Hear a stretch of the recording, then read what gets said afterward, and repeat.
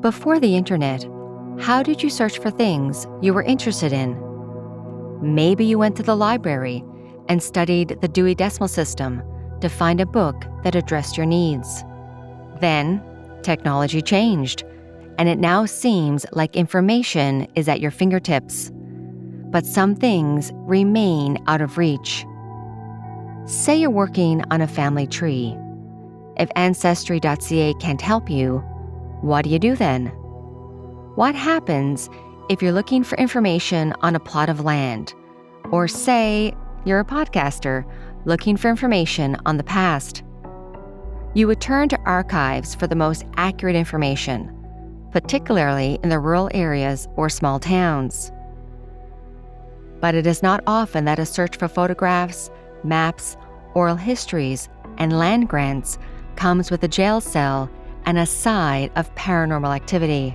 A couple times, so it's nice that, but that would be one of the ones that there was actually, somebody was in the jail cell cleaning up or doing some archival such, things like that, and ended up, they got the big jail cell slammed behind them, and it's several hundred pounds. It's not a light cell door. It makes a loud clang and a bang, and it actually spooks people when we make the sound, so it's very interesting to have that. I'm Nadine Bailey, and this is Haunted Canada. Join me as we visit the Strathcona Museum and Archives in Sherwood Park, Alberta. Strathcona County is just outside Edmonton, and it's between the city and Elk Island National Park.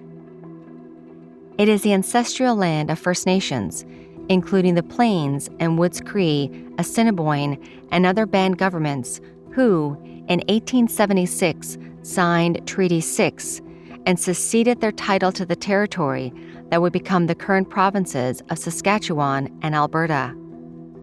Strathcona County got its name from Donald A. Smith, who became Lord Strathcona in 1897. Smith was a prominent Canadian businessman, philanthropist, and a key figure in the Hudson Bay Company and the Canadian Pacific Railway. In 1951, John H. Campbell received approval to establish a new suburban town site called Campbelltown to provide housing for workers and the region's industry. However, it became apparent that there was already a community named Campbelltown in New Brunswick, which prompted the area to be renamed Sherwood Park. Today, Strathcona County is made up of 9 hamlets, including Sherwood Park, which is a quaint community with a small-town feel. Aaron Ackerman grew up in the area and lives nearby. He has a strong personal connection to the museum and archives, which is filled with cherished memories of spending time with his mother, and the museum is a significant part of his upbringing.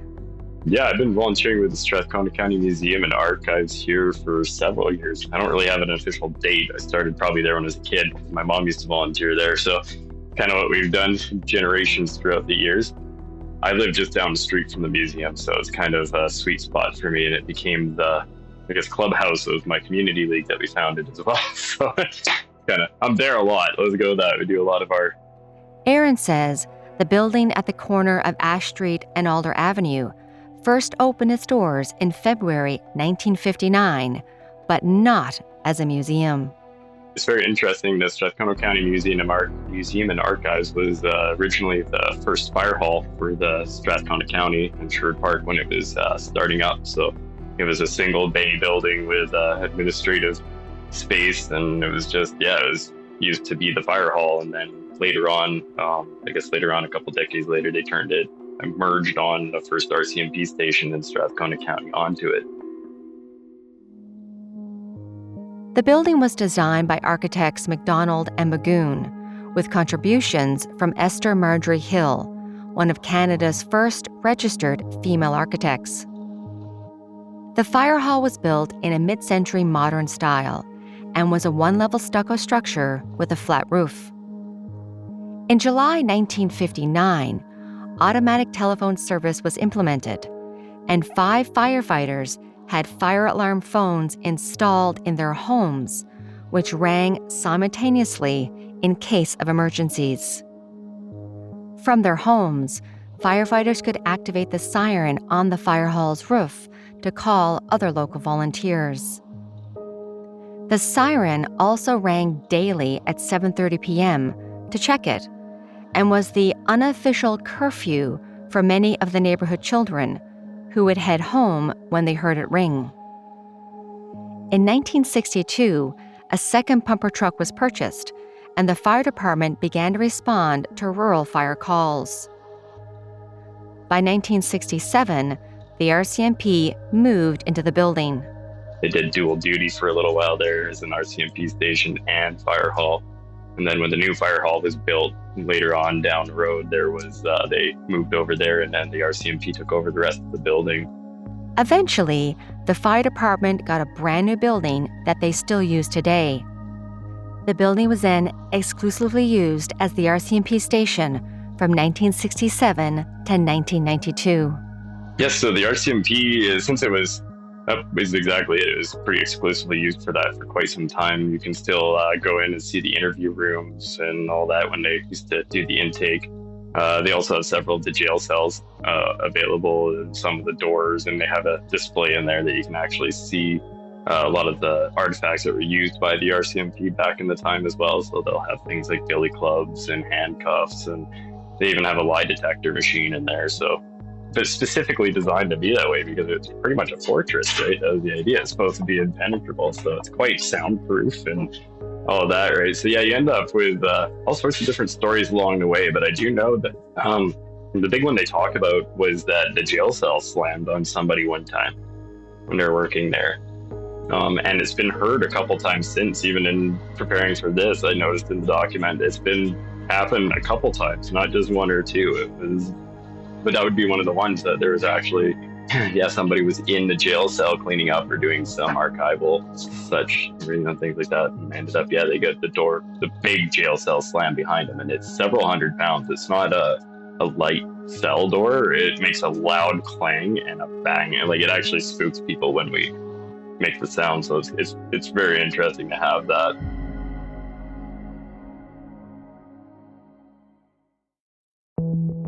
Today, the building is an integral part of the community. Well, the museum basically, they are the archives as well. So their job is to preserve local history, and that is their top typical goal, to preserve the stories and the lives behind the citizens that lived in the area. But it was actually, they now have been the archive, so they document everything as well, and they've become this local hub, which is phenomenal. So they're not only documenting the history, they're also making it, which is kind of neat. So they host a lot of the activities, and I don't know, it's just neat. You can go there and see your family history a lot of the time if you're from the area. Aaron says he was lucky enough to find audio recordings of his grandparents, which he didn't know existed until recently. It's the weirdest thing is when you walk through that door, you're an honored guest, and they're just so excited to show you what they've got and the history of it all. No matter what your interest is, they'll find it in that building for you to showcase you specifically what you want to know. I love it. You can even call ahead and try to stump them a little bit, and they'll have some stuff available for you. I found, what was it the other day? I was just talking to them, and it turns out they found my grandparents' transcripts and an audio recording of them telling their history of them here in Sherwood Park. I had no idea it was even there, so I'm going to go in there and put on my headphones and listen to my grandparents' voices again. And I haven't heard any of this as I read it. I've been volunteering there for decades, so it's that shows how much stuff is actually available to us in there. That's just, you can get lost. It's a great place to spend time too. It's safe. Aaron has been around the museum since he was a kid, which has allowed him to have a unique history with the place. I'm probably one of the only people that have stayed overnight there without actually having stayed in the drunk tank when it was the RCMP station. So my job, basically, they call me the spooky Aaron or the spooky Boulder of the Strathcona County Museums, just because I'm the guy that whenever somebody comes in and asks about ghosts or mentions paranormal, they kind of direct them my way to, tell the stories of the museum or be the liaison between groups and organizations that wish to know more about that. The museum and archives began operating in 1995, and since then, strange things began to happen. Aaron says he has documented the paranormal activity the museum has become known for, including an experience the current president of the Heritage Foundation had in the ladies' washroom. Some of the stories that I know, yes, they're actually, a lot of them stem from personal experiences. People just kind of had them. And I know every, it's not even an old building. That's the fun part. Like it's got a very neat architecture to it. It's because the whole building is concrete and cinder block, and so there's quiet spaces and ways that the acoustics just kind of play with you. Like you can be in one room and you can hear another. I know that our current president of the Heritage Foundation, she likes to talk about it, but she ended up having one incident where she was getting ready for a presentation, and she was down in one of the washrooms and she's splashing water on her face, and she got surrounded by what she calls a mist. Like it was a mist or a haze, a green haze or mist, and it spooked her to a point where she's a very, very outspoken lady, and I love it. So she just full on told it to buzz off, right? And it's whatever it was stopped, which was fantastic. And she just kind of went about her day, but she still discusses that once in a while, that was something that happened to her, right? And then my community league, even most recently, like we host our meetings there, our monthly meetings there, and we were all gathered in the center of the room. As we do, we like to invite the public and everything like that. Aaron said the museum's haunted reputation can also be explained by the strange noises that scare visitors as soon as they enter the museum, which is set up to look like an old general store. There's a display in the main room that's the general store. And so it's set up with all the, antiques, and it's got a cash register from the early 1900s. And all of a sudden, it just clanged open in the middle of one of our meetings. It was so loud, it scared the heck out of all of us. And none of us had been over there. Nobody had been over there for like 5-6 hours. So it's not like anybody had disturbed it or anything. And so, yeah, it was funny. So my wife immediately ran over there and slammed it shut, just as like just kind of like spite, whatever. And turns out, we mentioned it in the museum a little bit later, and they turned around and they said, "Oh, we shouldn't have shut it because we lost the keys years ago and it's been locked and nobody's been able to get into it." So yeah, my wife's the only one who's seen what's inside of that thing in the past 4 or 5 years. So yeah, I guess there's no reason that should have opened. That one still gets me once in a while because it was loud, but I don't know, we've all had experiences. Staff and volunteers believe that one of the spirits in the museum is of a former RCMP officer who lived nearby. Sadly, Jim died one evening in March 1984 while working at the station. Yeah, everybody picked up that billy club, and it turns out that billy club belonged to a guy named Jim Court, who lived in Sherwood Park here in the 60s, and he was a guard at the RCMP. And it turns out he suffered a heart attack while he worked there. And the rumor is that he actually passed away on the way to the hospital or at the hospital after that incident. So I know that he had the heart attack. I know that he crawled to one of the jail cells. I know that he was found on the bed of one of the jail cells. Where he passed away, I have no idea. So that's where my story ended. And now I've got to, and again, I got to be a little bit careful because I don't know if his family's still around or any of that, right? So that would be kind of the 60s, right? So you could very well have children that are alive and kicking and all that. And I don't know so that would be the next kind of thing I got to go down and see if I can validate that respectfully.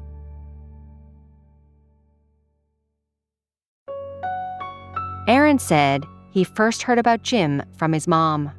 Apparently he was quite a character, like an RCMP officer, obviously, but a legend is that he had an electric fence around his yard down the street here, so all the kids couldn't go on his lawn, and all the kids used to do the lining of the whatever's and try to shock the last person in line kind of thing. And so my mom she grew up here, and that was one of her, so she validated that one for me.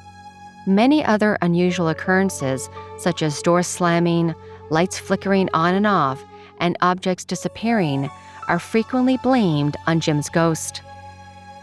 Aaron has been keeping track of the museum's paranormal activities since he did his own investigation about 20 years ago. I started going through all of our documents and all the report that I sent them back in 2005. December 14th, 2005, I found the date was when we investigated it. And actually reading the reports here, we all had experiences. Like every person on the team had personal experiences of some kind. And the most prominent ones that I remember coming out was there was one point in the basement when we were in there, and it was me and another investigator, and the room just kept getting darker and darker and darker. But it's like there's no like windows or anything down there, so we're just sitting in the light, and it just felt like you were going down a tunnel. And nobody seemed to be able to stay in that room for longer than 20-30 minutes. I think we made it 45, me and her. That was the longest we could last without getting like so uncomfortable that you just had to leave. It was that, no reason, just that uncomfortable. And then there was also upstairs, we were taking a break, oddly enough, and we were having pizza. And we were chatting about whatever was going on, and we heard a woman scream, just blood-curdling scream, and we knew it couldn't have come from outside because it's a concrete building and it's a fortress. We were running around trying to find it. We could not figure it out, and we were testing and screaming. I was running around outside making all sorts of screams. Poor neighbors. Must have been 2 a.m. and we couldn't reenact it. And of course, we didn't get anything on video because none of us were recording. We were all just stopped. But again, going through preparing for this, that's something that's been heard several times. So this is where I'm starting to realize I've got to go down a much more deeper investigative role on this, because it's after I found this other document, it's been documented a few times, and we weren't the only ones that read it. And I have heard some myths and legends around what that may have been, but I don't have anything to back it up yet. So I'm trying really hard to find that. And then the other thing was looking at it, all of our equipment malfunctioned that night. Like every battery died, every tape wouldn't work. We couldn't get them to play after. So it's interesting that, I'm reading this, I don't think we had a battery that lasted the night. And we had 8 video cameras and 9 audio recorders. And we had analog photo, digital photo, all that, and none of it worked by the end of it. I think I have one tape that maybe worked out of all of it. It's the weirdest thing. It's just nothing. And then we used that equipment before and after and did checks and everything. We had maintenance schedules and nothing. Still, just only at the museum did that work. While the Strathcona Museum and Archives' mandate is to engage with the community, thanks to experiences like the one Aaron has had, it has also embraced its spookier side. Every day, visitors can try their luck at interacting with Jim or any of the other spirits that reside within its walls. However, on Halloween, the museum turns things up a notch by hosting haunted-themed mystery games, paint nights, and dance parties. So if you ever find yourself in Shore Park, Alberta, make sure you stop by. You never know what you might encounter at the Strathcona Museum and Archives. Thank you for joining me this week, and special thanks to Aaron Akerman for sharing his time and stories with me. Haunted Canada is sponsored by the Edmonton Ghost Tours. I will link it in the show notes. Haunted Canada is written and produced by me, Nadine Bailey, with senior producer Dila Velasquez. Production and sound design is by Rob Johnson, with help from Rosin Kufer. If you would like to support this podcast, please follow and share. And if you can give us a like and a 5-star written review, that's always appreciated. You can also follow me on our different social media platforms, including TikTok and my YouTube channel, Haunted Canada. If you have a ghost story, haunting, or true crime that you would like for us to cover on this podcast, please email me through the website, hauntedcanada.com. Thank you from all of us at Haunted Canada and Curious Cast. Have a good night, everyone, and stay haunted.